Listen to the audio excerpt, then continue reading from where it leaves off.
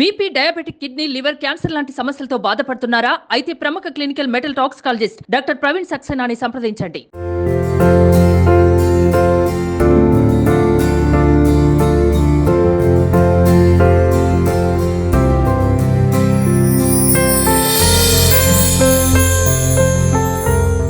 Welcome to Suman TV. నేను మీ నవీన్. ప్రస్తుతం నేను నెల్లూరు సిటీలో ఉన్నాను. నెల్లూరు సిటీలో ఎవరిని అడిగినా కూడా ఇక్కడ అభివృద్ధి అనేది చాలా వరకు జరిగింది 2014 నుంచి 19 వరకు. అదే సమయంలో మీకు హైదరాబాద్లో నెక్లెస్ రోడ్ ఏ విధంగా ఉంటుందో మా నెల్లూరులో కూడా నెక్లెస్ రోడ్ ఉంది, చూస్తారా అని చెప్పేసి ఆఫ్ ది రికార్డ్ నాతో అన్నారు. అవునండి, ఏంటన్నా ఇక్కడ ఎవరిని కదిపినా కూడా మాకు నెక్లెస్ రోడ్ ఉంది, నెక్లెస్ రోడ్ ఉంది అంటా ఉన్నారు. ఎవరు డెవలప్ మీరు ఇప్పుడు వచ్చినా సరే ఇప్పుడు ఎంతమంది కొన్ని వందల మంది ఆ ట్రాక్ మీద నడుస్తా వెళ్తూ ఉంటారు, వాకింగ్ చేసుకుంటా. పెద్దోళ్ళు కానీ చిన్నపిల్లకాయలు కానీ నెల్లూరుకి ఒక కళ. ఎందుకంటే అది గణేష్ ఘాట్గా ఏర్పడింది అనమాట. ఆ గణేష్ ఘాట్లో ఈరోజు ఇప్పుడు మనం మీరు వెళ్ళండి, రాని చూద్దాం, చూపిస్తాం మీకు. ఓకే, ఒకసారి అంటే నెల్లూరులో ఉన్న నెక్లెస్ రోడ్ ఎట్లా ఉందో చూద్దాం. దాని మీద వాకర్స్ కూడా ఎక్కువ సంఖ్యలో ఉంటారంట. ఎట్లాగూ మంచి ఈవినింగ్ టైము, ఒకసారి మనం కూడా సరదాగా అట్లా వాక్ చేస్తూ అక్కడ ఉన్న ప్రజలతో కూడా మాట్లాడదాం. మరి ఇంకెందుకు ఆలస్యం? Yeah, please sir, please.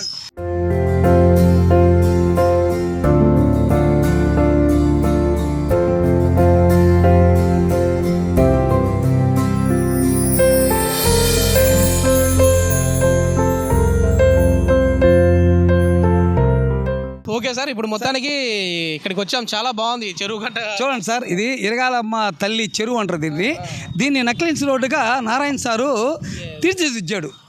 మీరు ఎవరు మమ్మల్ని బాలేదు సార్, ఎవరు పోయే వాళ్ళని ఎవరినైనా ఇక్కడ మనకు పెద్దయ్య ఉన్నాడు, ఒకసారి మాట్లాడదాం.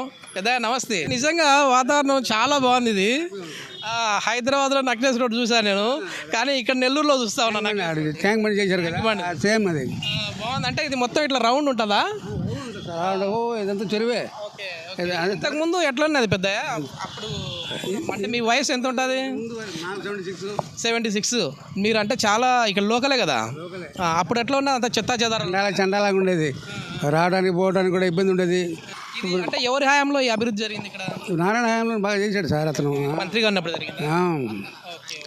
చాలా బాగుంది. ఒకసారి మనం ఇక్కడ ఇంకా చాలా మంది కూడా ఉన్నారు.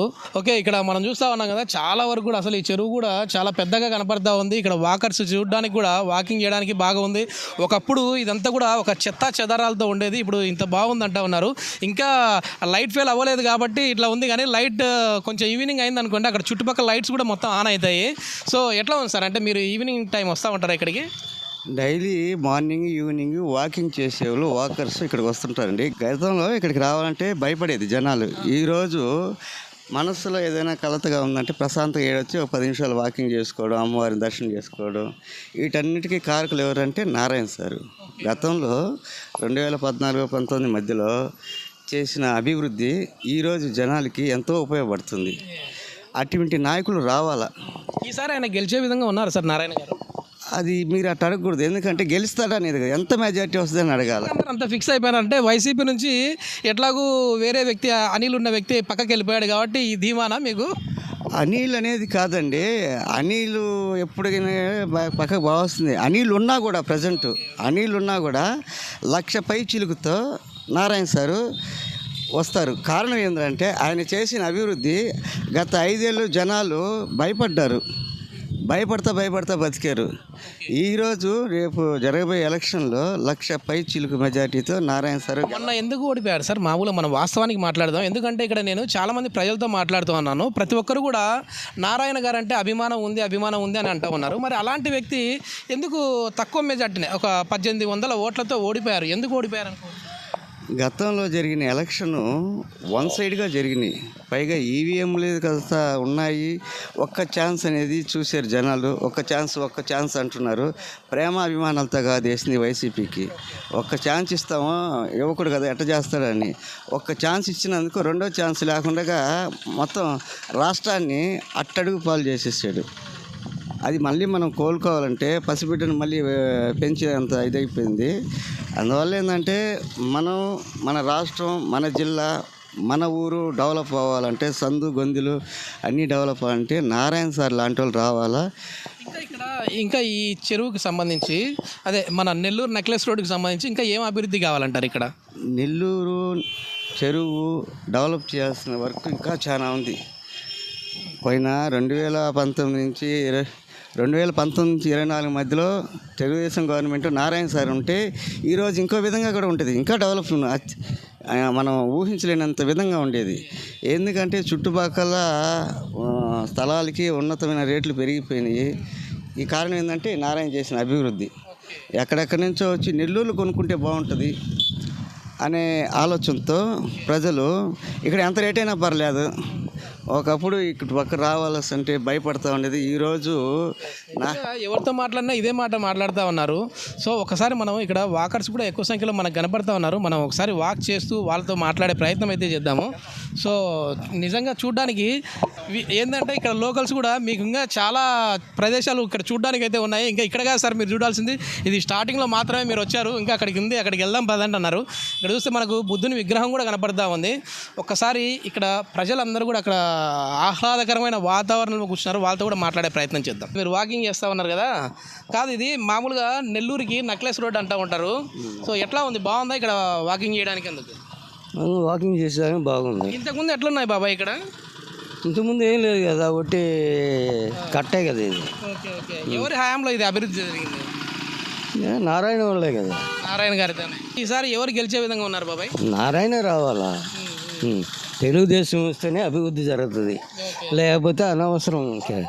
ఇంకా దేశం పనికిరాదు. ఇది మొత్తం మీద మనం ఎవరితో మాట్లాడినా ఎవరిని కదిపించినా కూడా ఖచ్చితంగా మళ్ళీ ఈసారి టీడీపీ రావాలంట. నమస్తే అన్న, ఇక్కడ వాతావరణం చాలా బాగుంది. ఈ నెక్లెస్ రోడ్డు దగ్గరికి వచ్చాను నేను, నెల్లూరు నెక్లెస్ రోడ్ ఇది.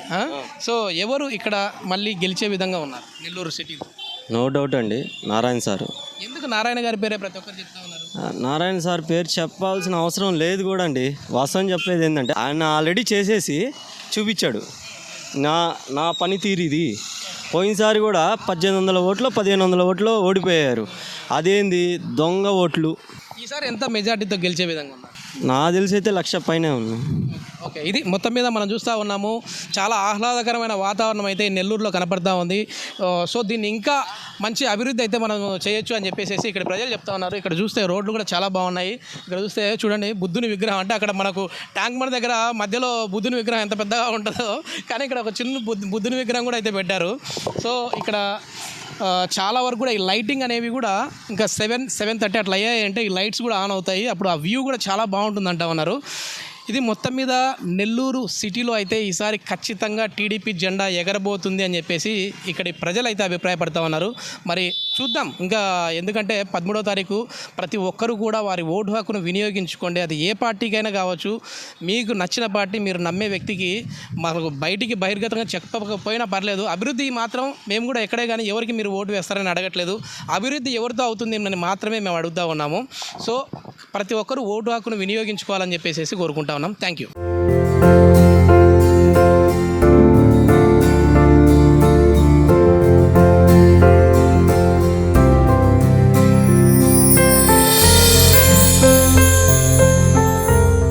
సుమన్ టీవీలో మీ పర్సనల్ అండ్ బిజినెస్ ప్రమోషన్స్ కోసం కింది నెంబర్కి కాంటాక్ట్ చేయండి.